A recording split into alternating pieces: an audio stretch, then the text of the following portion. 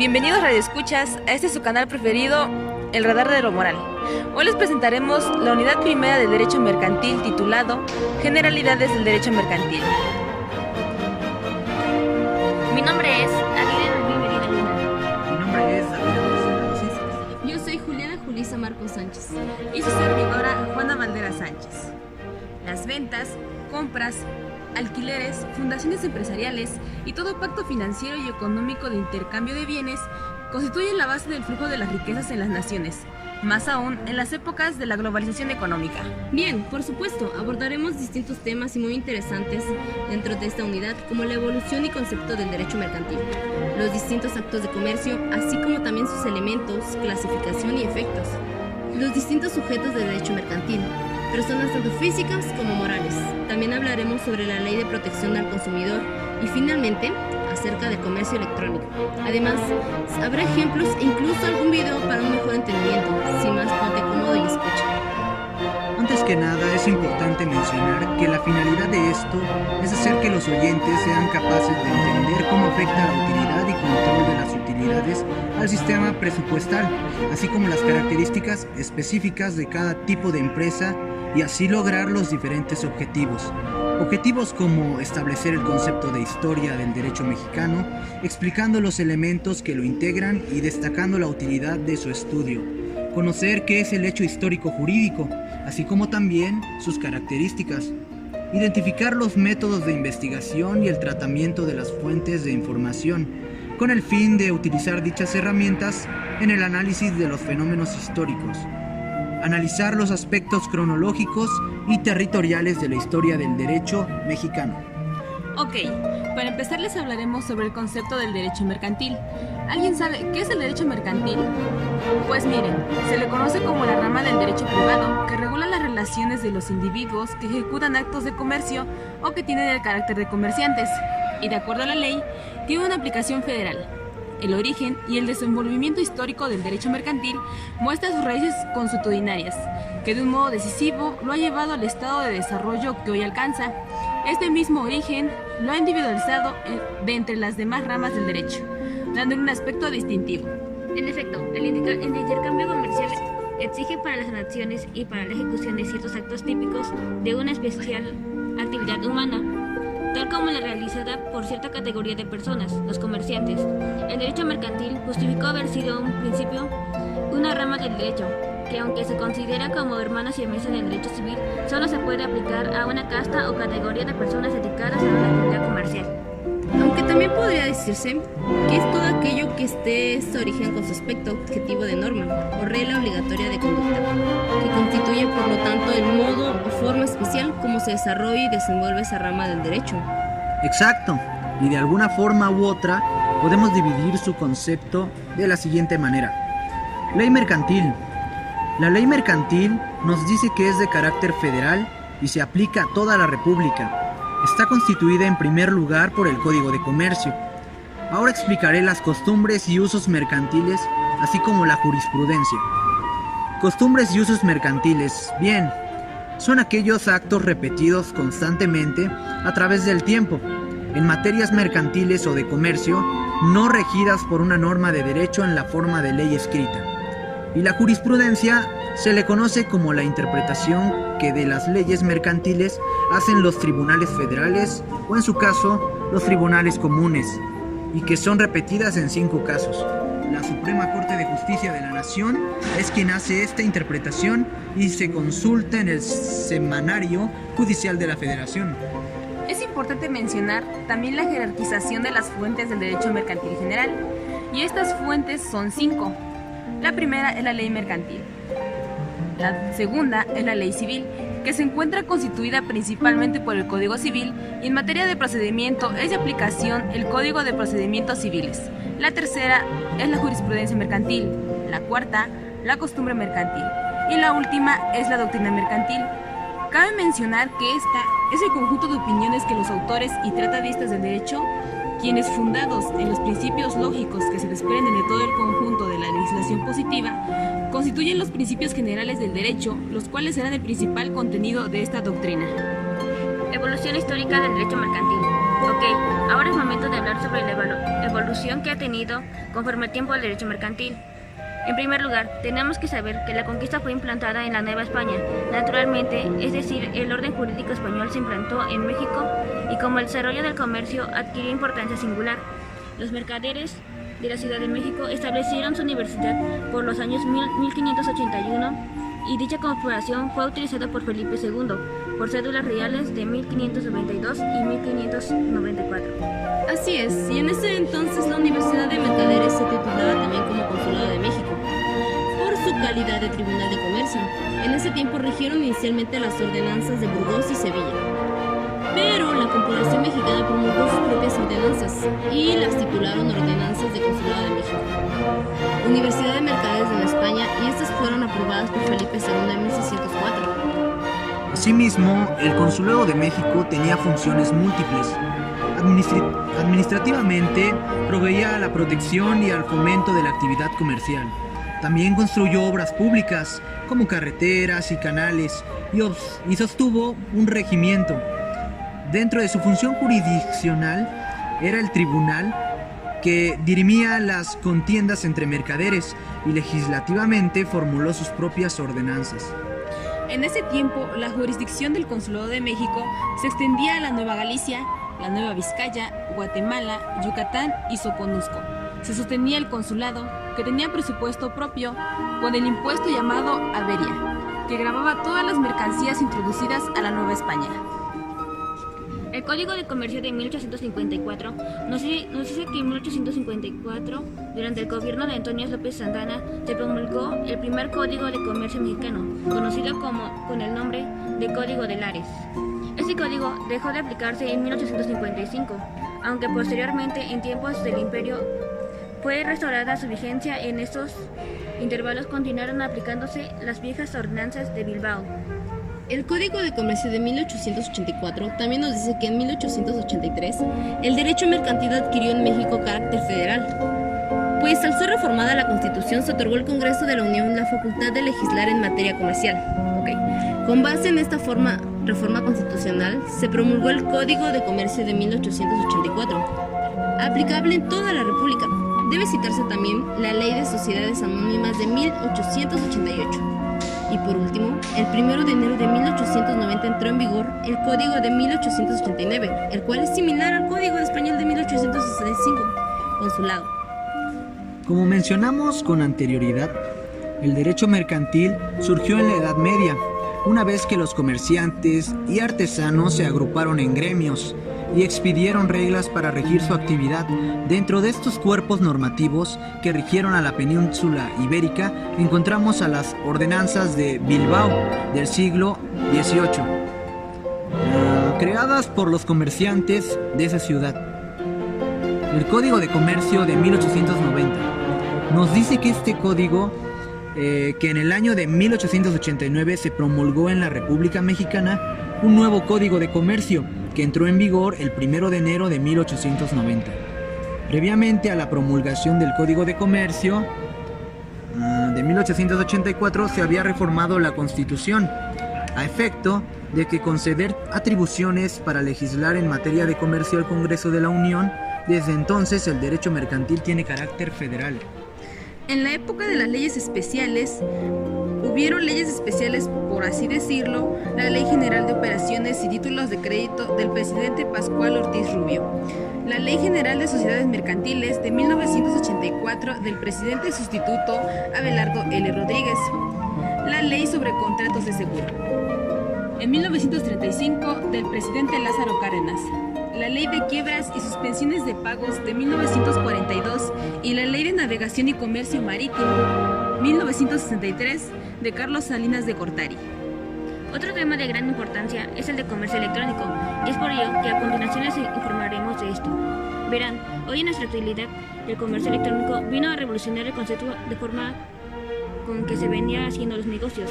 En México, el comercio electrónico provocó un vertiginoso cambio de legislación mercantil, la cual quedó rebasada por algunas disposiciones. Para poder lograr las transacciones comerciales por vía electrónica, fue necesario modernizar la ley comercial con el fin de que al momento de realizar esta actividad se contemplen como medios jurídicamente válidos los enviados por la vía electrónica. Ahora, una breve referencia de las sociedades mercantiles. Debemos saber que existen sociedades y la Ley General de Sociedades Mercantil en su artículo 1 reconoce las siguientes especies de sociedades. Sociedad en nombre colectivo, la sociedad en comándita simple, la sociedad de responsabilidad limitada, la sociedad anónima y la sociedad en comándita por acciones. Y por último, la sociedad cooperativa. Bien, estas sociedades mercantiles deberán ser inscritas en el registro público del comercio. Las no inscritas en este registro que se hayan exteriorizado como tales frente a terceros tendrán como personalidad jurídica. Así es, y una vez que ya conocemos la evolución histórica del derecho mercantil, ahora hablaremos de los actos de comercio. ¿Me pueden decir qué son? Por supuesto, los actos de comercio son todos los actos de naturaleza privada que tienen por objeto crear, transferir, modificar o extinguir derechos y obligaciones y que tiene como objetivo principal obtener un lucro, aunque también existen actos de comercio sin fines de lucro, como los que realizan las entidades no lucrativas. El uso jurídico del concepto de acto de comercio se aplica sobre las cosas muebles, es decir, las que pueden movilizarse sin que su estructura cambie. Su contrapartida, las inmuebles, que son edificios o terrenos.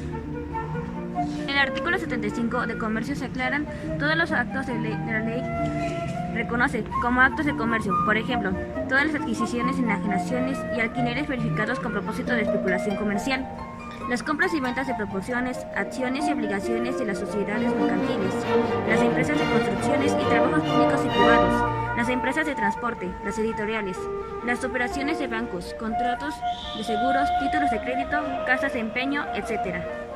Asimismo, en el artículo 76 nos aclara que no son actos de comercio la compra de artículos o mercaderías que para su uso o consumo o los de la familia hagan los comerciantes, ni las reventas hechas por los obreros, cuando ellas fuesen consecuencia natural de la práctica de su oficio.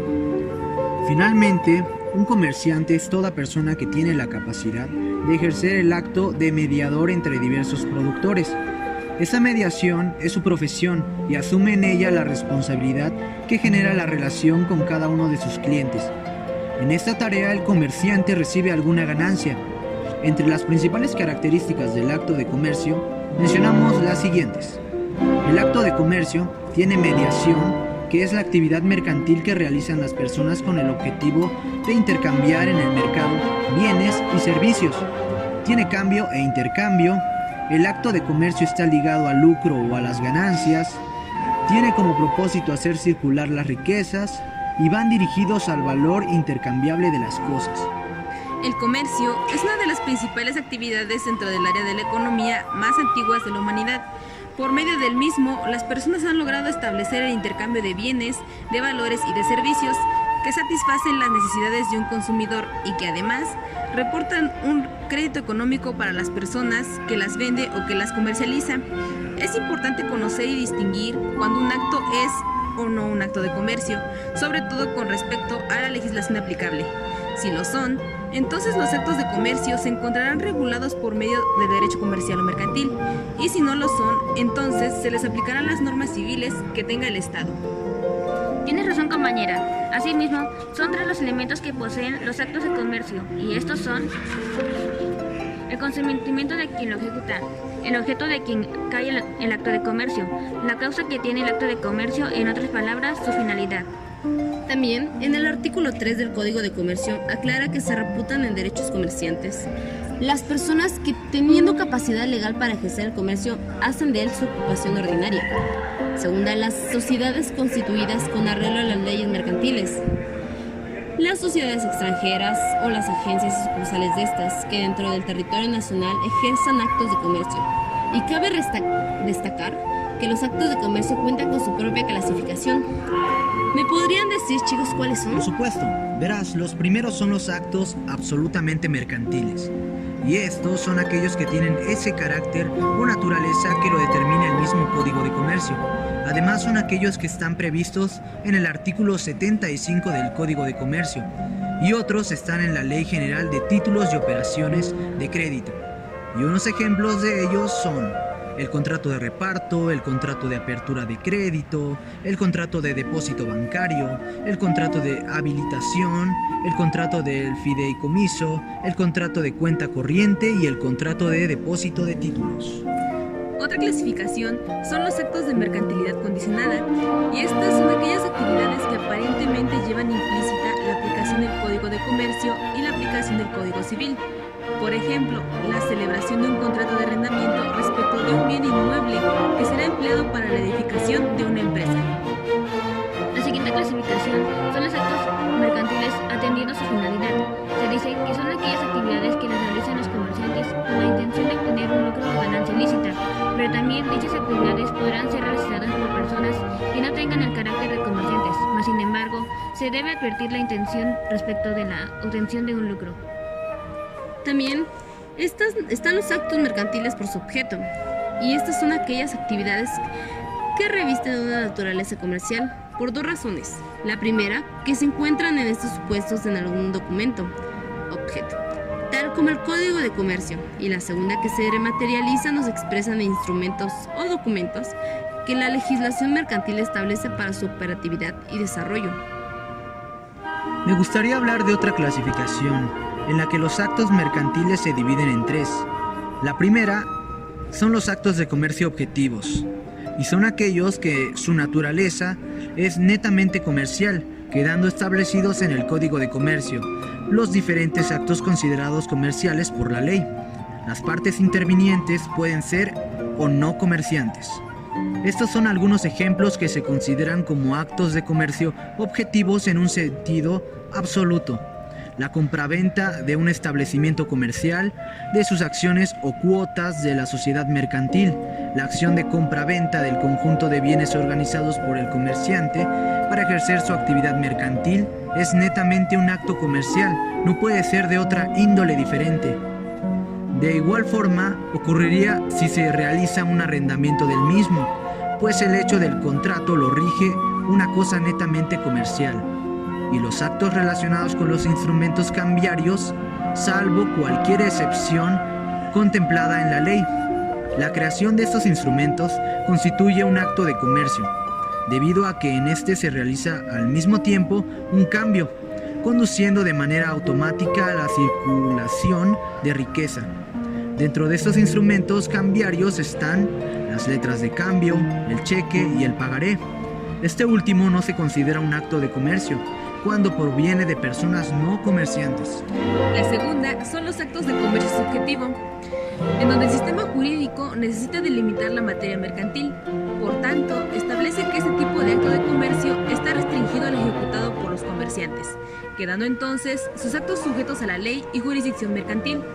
Sin embargo, existen excepciones en las cuales las actuaciones de un comerciante no se consideran actos subjetivos.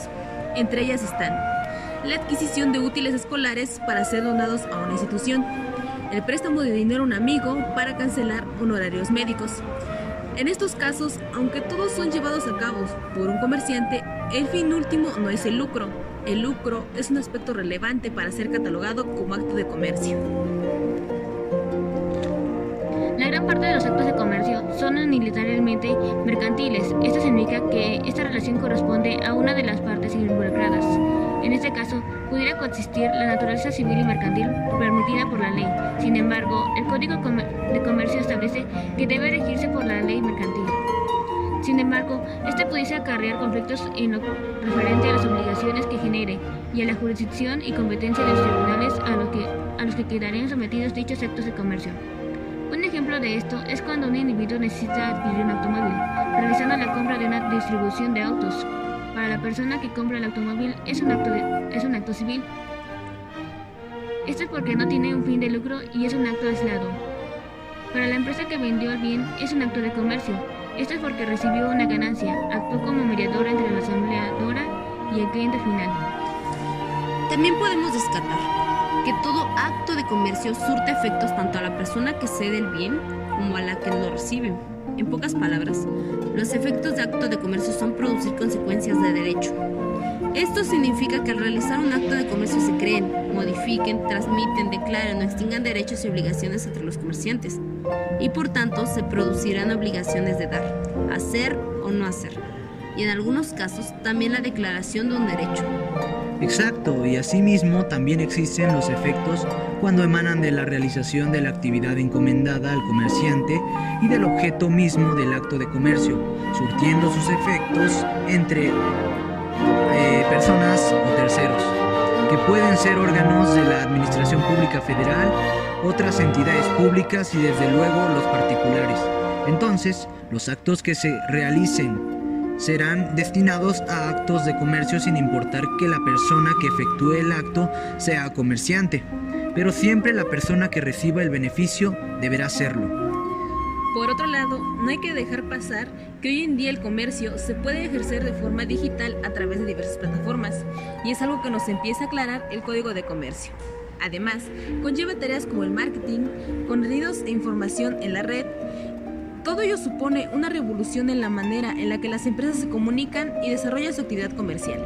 La importancia de este método es la accesibilidad que los clientes de una empresa pueden tener a los productos o servicios que ofrece la empresa, desde cualquier lugar y en cualquier momento. Aparte de esto, ¿qué más ventajas puede proporcionar el comercio electrónico? Pues verán, esto permite ampliar la base de datos y de clientes de la empresa, de forma que puedan expandirse su negocio y sus ventas. 1. Posibilita tener un horario comercial de 24 horas al día, todos los días del año, gracias al entorno online. Ello puede suponer una ventaja para la empresa respecto a sus competidores, ya que los clientes podrán encontrarles y acceder a ellos sin problemas en cualquier momento. 2. Permite mejorar la comunicación con los clientes, atender sus peticiones y preguntas. De esta forma, también se podrán generar una mayor fidelización entre sus clientes. 3. La empresa puede reducir enormemente sus costos, por ejemplo, en producción, personal o administración. 4. Es más cómodo para muchos clientes. Les permite encontrar ofertas y precios más reducidos, además del ahorro en tiempo y desplazamiento. Sí, también nos dice el artículo 89 del Código de Comercio que en los actos de comercio y en la formación de los mismos podrán emplearse los medios electrónicos, ópticos o cualquier otra tecnología. Para efecto del presente código se deberán tomar en cuenta las siguientes definiciones: certificado, datos de creación de firma electrónica, destinatario, digitalización, emisor, firma electrónica avanzada o fiable, firmante, intermediario, mensajes de datos, parte que confía, prestador de servicios de certificación, secretaría, sello digital de tiempo, sistema de información y titular del certificado. También el artículo 100 del Código de Comercio nos dice que podrán ser prestadores de servicios de certificación y previa acreditación ante la Secretaría, los notarios públicos y corredores públicos, las personas morales de carácter privado y las instituciones públicas conforme a las leyes que les son aplicables. Hay que tener en cuenta el crecimiento que Internet y ese tipo de intercambios están viviendo actualmente. Las personas cada vez confían más en esta forma de adquirir productos y servicios. Además, se han creado fórmulas de compra que generan confianza entre los usuarios. Por ello, las empresas reacias a introducirse en el comercio electrónico pueden sufrir la posibilidad de quedarse atrás respecto a sus competidores. Ahora explicaremos los sujetos del derecho mercantil. Bien, son sujetos del derecho mercantil los comerciantes y también lo son las personas que accidentalmente realizan alguna operación de comercio aunque no tengan establecimiento fijo y por tanto están sujetos a la legislación mercantil. Ok, en primer lugar explicaré el primer sujeto mercantil, el comerciante. Bien, el comerciante es un concepto definido por el Código de Comercio, que en su artículo primero establece que la ley declara comerciantes a todos aquellos individuos que, teniendo capacidad legal para contratar, ejercen por su propia cuenta actos de comercio haciendo de ellos su profesión habitual. Sí, así es. También en su artículo segundo menciona que se le llama en general comerciante a toda persona que compra o vende mercaderías. En sí, se refiere a que el comerciante es aquella persona que compra y fabrica mercaderías para vender por mayor o menor. Y según el artículo 3 del Código de Comercio, dice que son comerciantes las personas físicas que teniendo capacidad legal para ejercer el comercio, hacen de él su ocupación ordinaria. las sociedades mercantiles mexicanas, las sociedades mercantiles extranjeras o sus agencias y sucursales que ejercen actos de comercio dentro de México. El comerciante tiene deberes, pero ¿cuáles son estos? Los deberes del comerciante son: primero, debe indicar cuáles son sus actividades; 2, debe definir su domicilio; 3, debe especificar el giro comercial que tendrá; 4, nombre de los responsables; 5, llevar una contabilidad adecuada; 6, inscribirse en el registro público de comercio. Bien, pero también hay limitaciones en el ejercicio del comercio. Por incompatibilidad del Estado serían las corporaciones eclesiásticas y clérigos, y los magistrados civiles y jueces. ¿No es cierto, chicas? Sí, así es. Y también son limitantes los que están declarados en quiebra, declarados inhábiles por la ley o sentencia judicial y funcionarios en actividades relacionadas con sus funciones. Y los límites que existen a la capacidad para ejercer el comercio son 2. Que sean menores de edad, no emancipados y que sean incapaces conforme al derecho común. Ahora les explicaré sobre el comerciante individual. Bueno, este está considerado como una persona física, lo que me lleva a decir que el concepto de persona física. Ok, una persona física es un individuo con capacidad de contraer obligaciones y de ejercer derechos. Pueden prestar servicios, realizar actividades comerciales, arrendar bienes inmuebles y trabajar por salarios. Exactamente. Asimismo, posee una adquisición de carácter comercial, pues el individuo o persona que tiene la capacidad requerida adquiere la calidad de comerciantes cuando hace del comercio su ocupación ordinaria. En sí, el comerciante individual es el personaje principal del cual se origina el derecho comercial. Bien, ya que conocemos lo que es una persona física, les hablaré acerca de las personas morales o legales. Una persona moral es colectiva, es decir, es una agrupación de personas con un fin determinado que pueden ser sociedades mercantiles o asociaciones civiles. De acuerdo con su objetivo social se dividen en 4. La primera son las personas morales del régimen general, la segunda son las personas morales con fines no lucrativos, la tercera son las asociaciones religiosas y la cuarta son las personas morales del régimen simplificado. Pero, ¿por qué son tan importantes las personas tanto físicas como morales? Pues verán, las personas jurídicas, ya sean físicas o morales, pueden ser titulares de derechos y obligaciones contando con atributos para crear o extinguir relaciones con otros sujetos de derecho. Sí, como dice mi compañero, tienen cosas en común. Por ejemplo, tanto personas físicas como morales tienen atributos. Pero, ¿cuáles son estos? Bien, uno de estos atributos es el de la personalidad. Este es un derecho y es cuando la persona en su convivencia crea o extingue relaciones con otros, generando consecuencias jurídicas. En pocas palabras, la personalidad otorga al sujeto el derecho de actuar. Así es, por ejemplo, imaginemos que dos personas se casan de forma voluntaria, es decir, porque quieren, pues están usando su derecho de actuar. Sí, exacto. Y según el artículo 22 de nuestro Código Civil Federal, para las personas físicas la personalidad se adquiere con el nacimiento y termina con la muerte. Entonces, cuando un individuo es concebido entra bajo la protección de la ley, pero hay condiciones que veremos más adelante. La personalidad de las personas es muy importante, pues tiene atributos para cada tipo de persona, y estos atributos identifican a una persona física de una persona moral, pues los atributos de las personas físicas consisten en la capacidad, nombre, domicilio, estado civil, patrimonio y nacionalidad, mientras que los atributos de las personas morales consisten en la capacidad, denominación social, domicilio, patrimonio y nacionalidad. Explicaremos cada uno de estos atributos. Primero hablaremos de los de las personas físicas. Bien, el nombre es el signo que distingue a una persona de las demás en sus relaciones jurídicas y sociales. En las personas físicas, el nombre se conforma por el apelativo o nombre propio, por ejemplo, Juan, Roberto, Elena, María, etc. También existe el seudónimo y el apodo. El seudónimo es un nombre ficticio utilizado comúnmente por artistas que no quieren dar su nombre, por ejemplo, Reginald Kenneth Dane, Elton John. Y el apodo es aquella palabra o palabras con que se designa a una persona, por ejemplo, Danny Douglas Johnson, La Roca. Otro atributo es el domicilio. El domicilio de las personas físicas es el lugar en donde reside con el propósito de establecerse en él.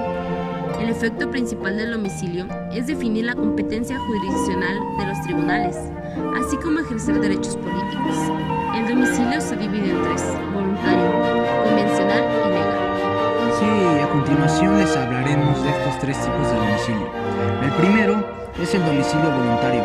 Como su nombre lo dice, es por voluntad propia de la persona, por lo que puede permanecer en ese domicilio el tiempo que desee y también puede cambiar de domicilio cuando lo decida. El segundo domicilio es el convencional y es el que señala con relación a un acto jurídico determinado, y el tercer domicilio es el legal y este lo determina la ley, de un modo forzoso sin contemplar la voluntad o los deseos de la persona. Es decir, lo fija la ley.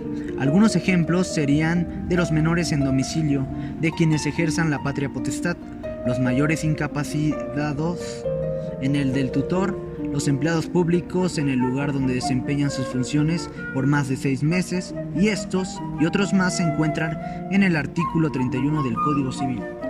Otro de los atributos de las personas físicas es la nacionalidad, y se refiere a los individuos hablando de personas físicas que nazcan en el territorio nacional, en este caso, el territorio mexicano. Se dice que toda persona tiene nacionalidad y solo una. La nacionalidad se puede dar en 3 casos por nacimiento y en 2 casos por naturalización. En el caso del nacimiento, cuando se nazca dentro del territorio nacional, en este caso México, sin importar la nacionalidad de sus padres. Si nace en el extranjero y es hijo de padre o madre mexicanos, los nacidos en embarcaciones mexicanas de guerras o mercantes. Y en caso de la naturalización, son los extranjeros que obtengan de la Secretaría de Relaciones Exteriores carta de naturalización. Otro son los extranjeros que contraigan matrimonio con hombre o mujer mexicana y establezcan su domicilio dentro del territorio nacional. El siguiente atributo es el patrimonio y se les conoce como el conjunto de bienes o de riquezas que pertenece a una persona o familia. El patrimonio tiene características y estas son las siguientes. 1. Son las personas que tienen patrimonio, bienes y derechos apreciados en dinero. 2. Todas las personas poseen un patrimonio. 3. Cada persona solo tiene un patrimonio. 4. El patrimonio es inseparable de la persona. Otro atributo es el Estado. Este se considera como el conjunto de las cualidades que la ley toma en consideración para tribunales de efectos jurídicos. Por otro lado, está el Estado civil, y se define como las diversas circunstancias en las que una persona se encuentra, casado, soltero, viuda, etc.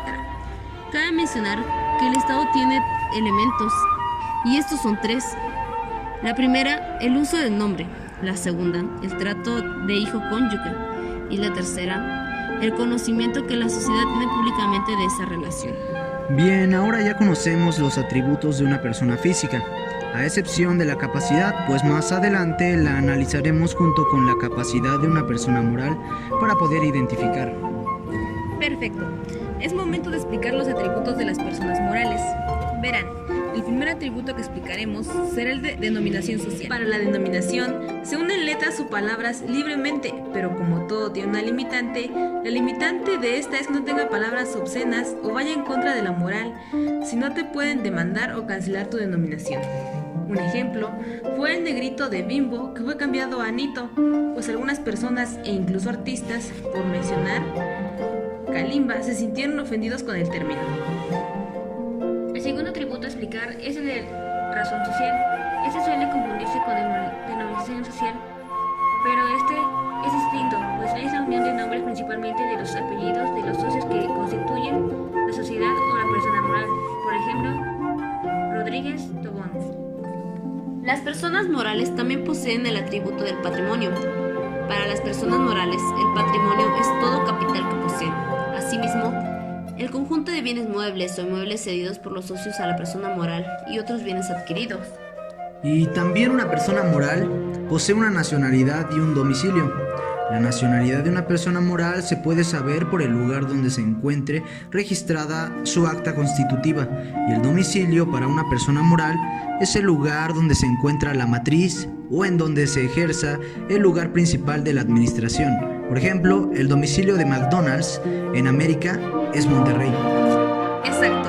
Asimismo, una persona moral también puede tener impedimentos, y estos serían, por ejemplo, que la empresa entre en estado de quiebra y sus socios sean calificados como quebrados no rehabilitados. Ya explicado esto, hemos concluido con la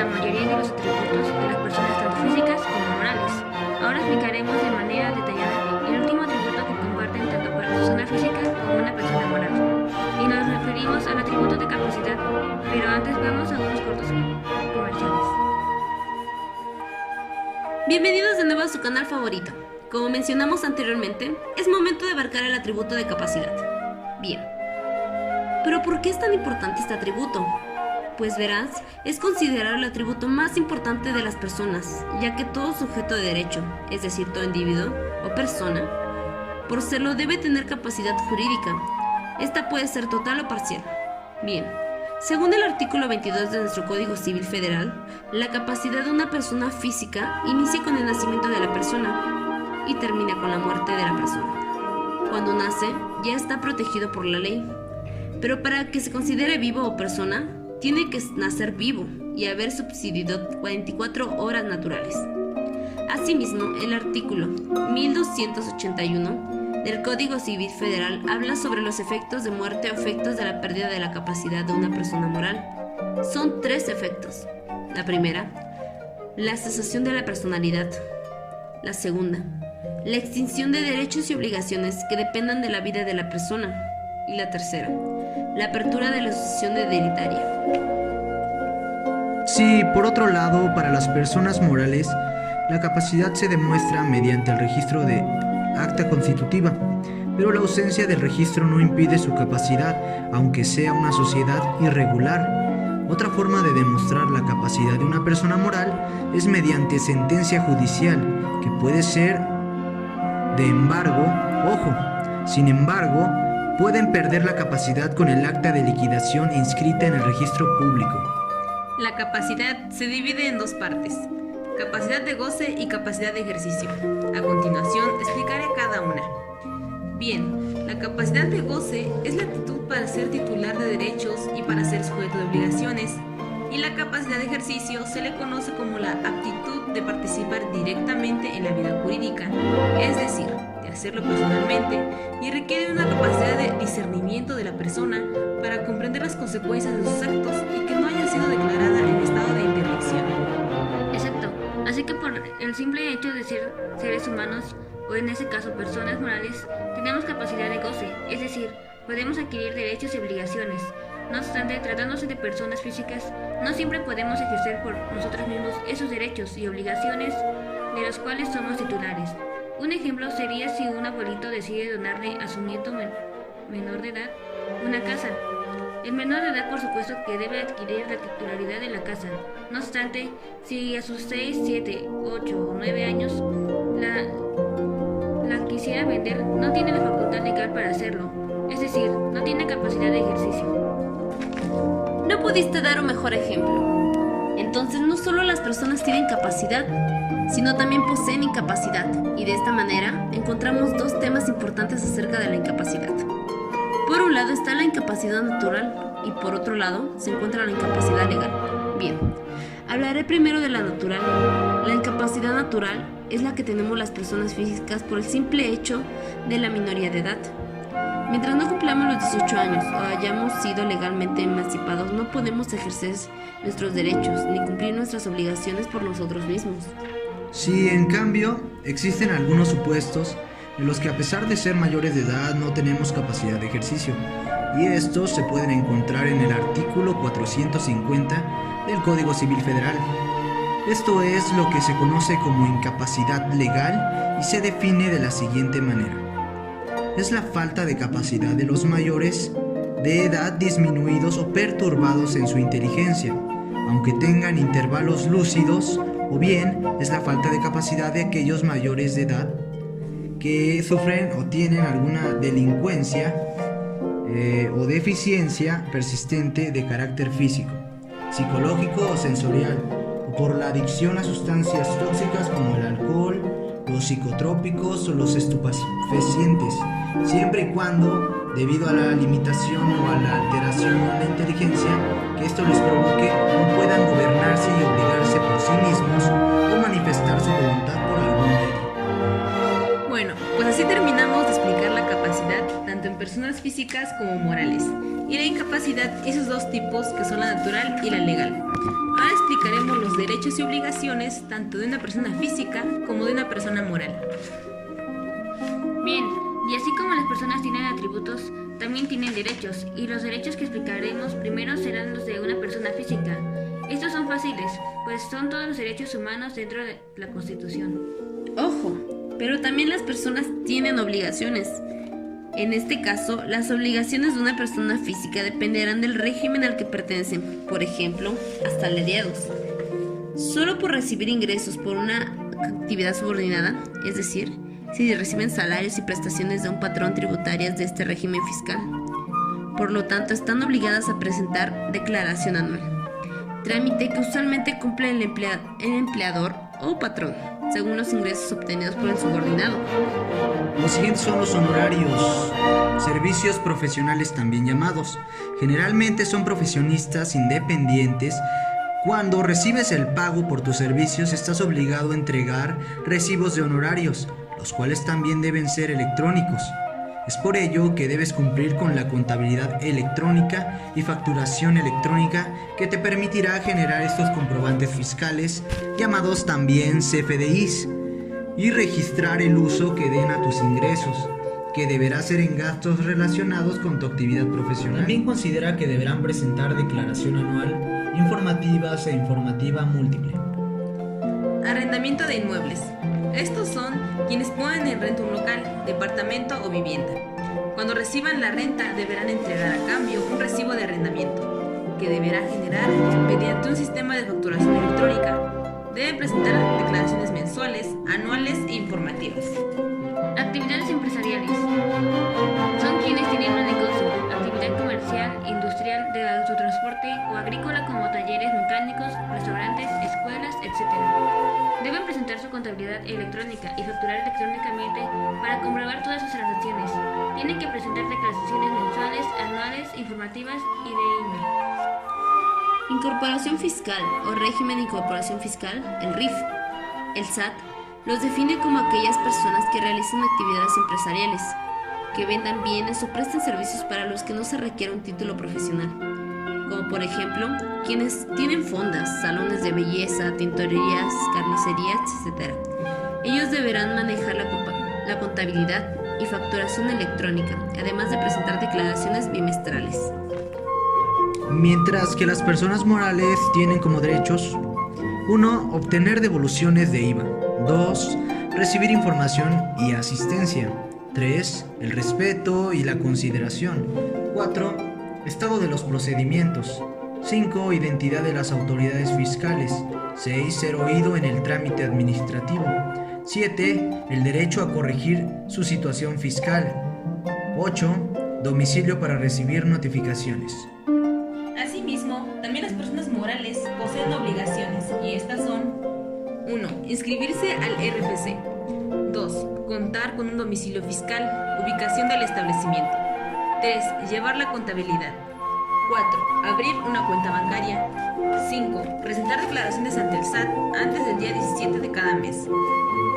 Efectuar retenciones, es decir, calcular el porcentaje de impuestos de acuerdo al número de trabajador. Bien, también abordaremos lo que es un régimen general. Un régimen general es aquel que se aplica a las sociedades que realizan actividades lucrativas. No hay limitación de actividades para tributar en este régimen. Asimismo, puedes importar y exportar tus productos. Un régimen general se clasifica en: la primera, la sociedad anónima, también en la sociedad de responsabilidad limitada, en la sociedad en comándita por acciones, en la sociedad comándita simple y en la sociedad cooperativa. Bien, hace un momento hablamos acerca de las sociedades, pero ¿qué son estas? Pues una sociedad es básicamente un conjunto de personas o individuos que tienen un fin en común y trabajan para alcanzarlo. En pocas palabras, son personas morales y existen pasos para constituirlas o formarlas. Los pasos para constituir una persona moral son: 1. Tener socios. 2. Tener de 3 a 5 posibles nombres para la persona moral. La Secretaría de Economía informará al notario cuál de esos nombres está disponible. 3. Establecer el domicilio de la sociedad. 4. ¿Cuál será el objeto social? Es decir, ¿a qué se va a dedicar? 5. Elegir la forma de administrar la persona moral. Consejo de administración o administrador único. 6. Determinar cuánto tiempo durará la persona moral. 7. ¿Cómo se harán las aportaciones al capital de la persona moral? Si son bienes, dinero, etc. Todos los pasos anteriores son indispensables para poder tramitar permisos del gobierno, redactar el acta constitutiva y protocolizarla, y darle validez a través de las cláusulas. Para el régimen general, las personas morales también tienen como obligaciones fiscales llevar su contabilidad electrónica y facturación electrónica, presentar declaraciones y pagos mensuales, así como declaración anual. También deberán presentar la declaración informativa de operaciones con terceros, mejor conocida como DIOT, y declaraciones informativas anuales.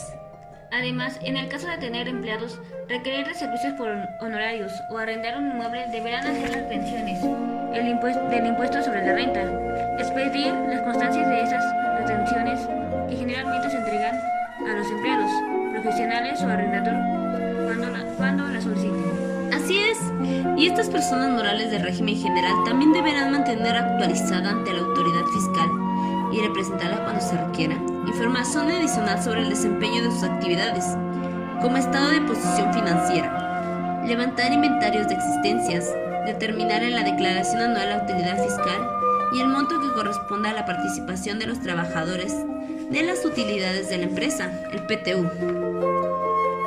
También deberán enterar al SAT sobre los préstamos y aportaciones para futuros aumentos de capital que reciban en efectivo, en moneda nacional o extranjera mayor a 600,000 pesos, dentro de los 15 días posteriores de haberlos recibido mediante un formato electrónico.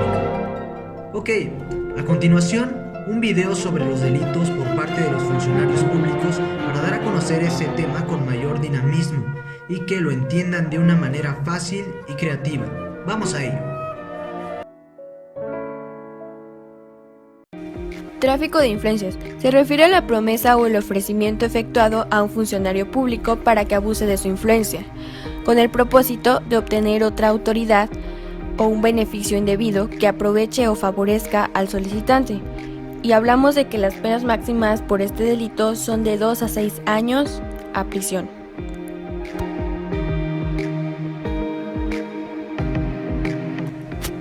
Abuso de autoridad.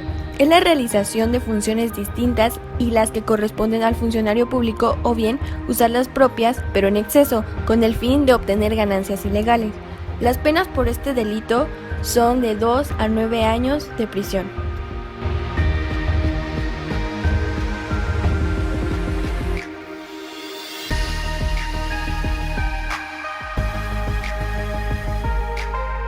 Enriquecimiento ilícito. Existe enriquecimiento ilícito cuando el servidor público no pudiera acreditar el legítimo aumento de su patrimonio o la legítima procedencia de los bienes a su nombre, o de aquellos respecto de los cuales se conduzca como dueño. Las penas máximas para este delito son de 14 años de prisión.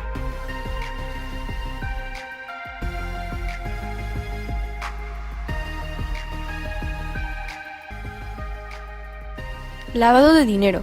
Es el proceso para encubrir el origen de las ganancias generadas en virtud de algún delito de corrupción.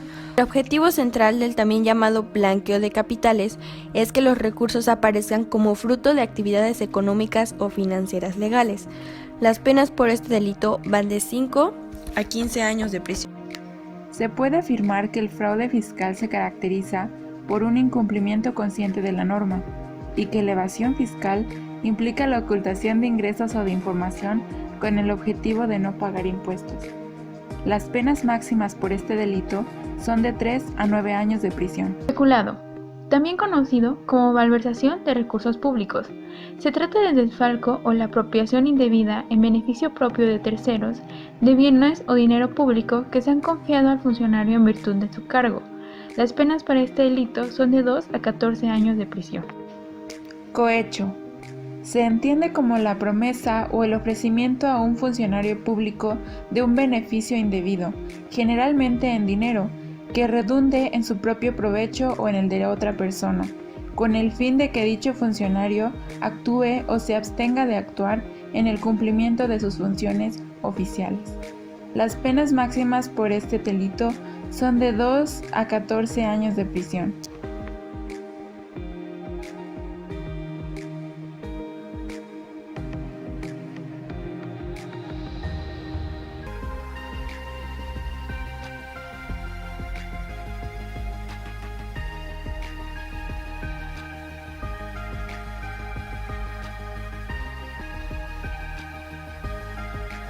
Delincuencia organizada, cuando 3 o más personas se organizan para lavar dinero, lo que en caso de corrupción generalmente no es extraño que suceda. Ejemplo de la desaparición de 645 millones de pesos en el gobierno de Veracruz. Claramente, engranaje del sistema político que se ha implementado como una maquinaria para generar poder.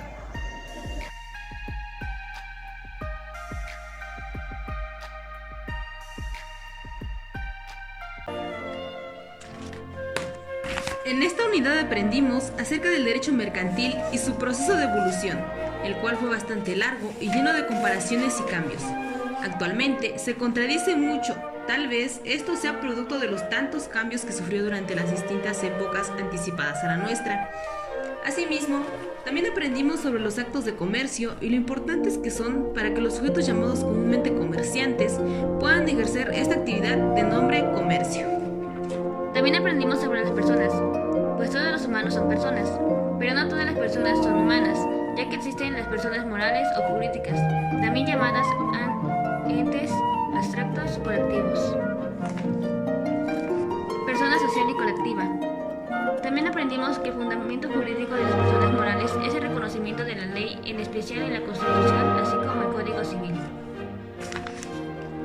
Al igual, identificamos las diferencias entre los sujetos mercantiles como el momento en que se les otorga la personalidad, ya que en las personas morales esto se da cuando se realiza el registro de manera legal, mientras que en las personas físicas la personalidad se otorga desde el momento en que éstas nacen, aunque también debe presentar ciertas características para que la personalidad sea otorgada. Por ejemplo, el individuo no solo debe nacer, sino tener 24 horas de nacido.